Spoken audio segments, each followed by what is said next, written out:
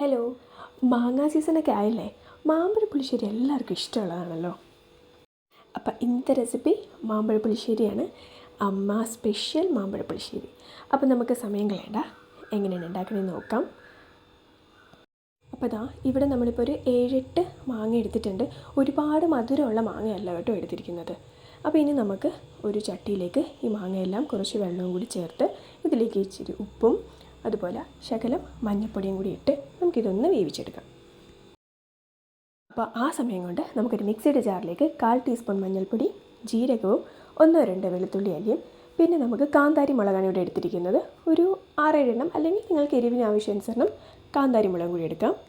പിന്നെ ഇനി വേണ്ടത് തേങ്ങാപ്പീരയാണ്. അരമുറിയോ അല്ലെങ്കിൽ അതിൽ നിന്ന് കുറച്ചുകൂടി കൂടുതലായിട്ടോ എടുക്കാവുന്നതാണ്. അപ്പം ഇതെല്ലാം കൂടി ഒരു മിക്സിയുടെ ജാറിലേക്ക് ഇട്ടിട്ട് നമുക്കിതിലേക്ക് ഇനി തൈരാണ് ഒഴിച്ചു കൊടുക്കേണ്ടത്. ഒരുപാട് പുളിയുള്ളതല്ല, ഒരു കുറച്ച് പുളിയുള്ള തൈരും കൂടി ചേർത്ത് കൊടുക്കാം. അത് ഏകദേശം ഒരു 1/2 കപ്പോളം എടുത്തിട്ടുണ്ട്. ഇതെല്ലാം കൂടി നന്നായിട്ട് അരച്ചെടുത്ത് ഇതുപോലെ ആക്കിയെടുത്തിട്ട് നമുക്ക് ഈ തിളച്ച് വന്നിരിക്കുന്ന മാമ്പഴത്തിലേക്ക് ഇട്ട് കൊടുക്കാം. അപ്പോൾ നമ്മുടെ മെയിൻ പരിപാടിയൊക്കെ കഴിഞ്ഞു. ഇനി ഇതെല്ലാം കൂടി നമുക്കൊന്ന് ഇളക്കി യോജിപ്പിച്ച് ഒന്ന് ചൂടാക്കി കൊടുക്കാം.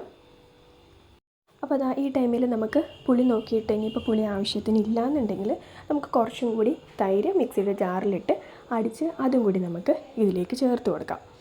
അപ്പോൾ ഓൾമോസ്റ്റ് പരിപാടികളൊക്കെ കഴിഞ്ഞു. നിങ്ങൾ ഇതുപോലെയാണ് മാമ്പഴ പുളിശ്ശേരി വെക്കാറുള്ളത്?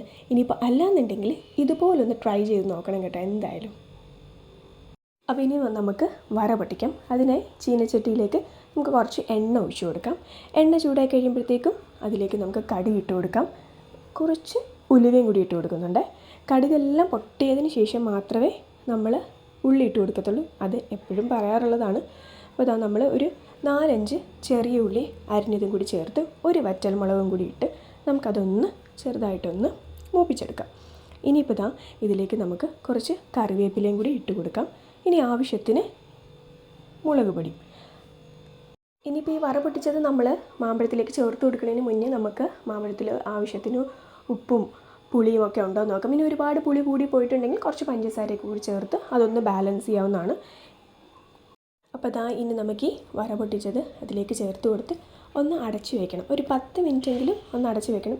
എങ്കിലേ ആ ഫ്ലേവറൊക്കെ ഒന്ന് ഇറങ്ങി നമുക്ക് ആ ഒരു ടേസ്റ്റ് കിട്ടത്തുള്ളൂ. അപ്പോൾ ഇത്രയേ ഉള്ളൂ. എല്ലാവരും എന്തായാലും ഈ റെസിപ്പി ഒന്ന് ട്രൈ ചെയ്ത് നോക്കണം. അപ്പോൾ വീഡിയോ ഇഷ്ടപ്പെട്ടെങ്കിൽ എല്ലാവരും ലൈക്ക് ചെയ്യണം, ഷെയർ ചെയ്യണം, സബ്സ്ക്രൈബും ചെയ്യണേ.